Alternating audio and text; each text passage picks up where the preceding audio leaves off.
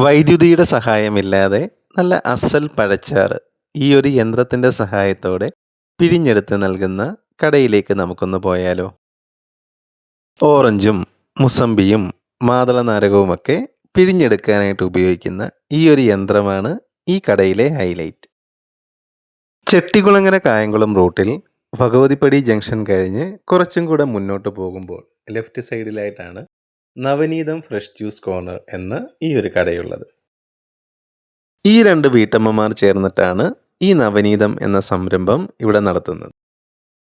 അതാത് ദിവസം മാർക്കറ്റിൽ കിട്ടുന്ന ഫ്രഷ് ഫ്രൂട്ട്സ് ഉപയോഗിച്ചിട്ടാണ് ഇവർ ജ്യൂസ് ഉണ്ടാക്കി കൊടുക്കുന്നത്. ഈ ഉപകരണം ഉപയോഗിച്ചുകൊണ്ട് പഴച്ചാർ തയ്യാറാക്കുന്നതിനാൽ നമ്മൾക്ക് നേരിട്ട് ഇത് ഗ്ലാസ്സിലേക്ക് പകർന്ന് കുടിക്കാൻ കഴിയും. ഞാൻ ഇവിടെ നിന്നും പൈനാപ്പിൾ ജ്യൂസും മിക്സഡ് ഫ്രൂട്ട് ജ്യൂസും ഒക്കെ ട്രൈ ചെയ്ത് നോക്കി. ഈ ജ്യൂസിൻ്റെ കൂടെ അവരുടെ ഒരു സ്പെഷ്യൽ ഇഞ്ചിച്ചാറും കുറച്ച് കസ്കസും എല്ലാം കൂടെ ചേരുമ്പോൾ ഒരു പ്രത്യേക രുചി തന്നെയാണ് ഇതിനുണ്ടാകുന്നത്. ഇതാണ് ഈ യന്ത്രത്തിൻ്റെ പ്രവർത്തന രീതി. രണ്ടായിട്ട് മുറിച്ച ഓറഞ്ച് കഷ്ണങ്ങളോ മുസമ്പിയോ അല്ലെങ്കിൽ മാതളനാരകോ ഒക്കെ ഇങ്ങനെ പിഴിഞ്ഞെടുക്കുക.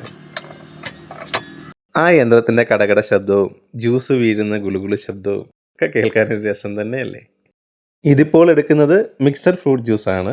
അതിലെല്ലാം ചേരുന്നുണ്ട് മുസമ്പിയും ഓറഞ്ചും മാതള നാരകവും. അങ്ങനെ ഇവിടുത്തെ എല്ലാ ജ്യൂസും കൂടെ ചേർത്തിട്ടാണ് ഈ ഒരു മിക്സഡ് ജ്യൂസ് തയ്യാറാക്കുന്നത്.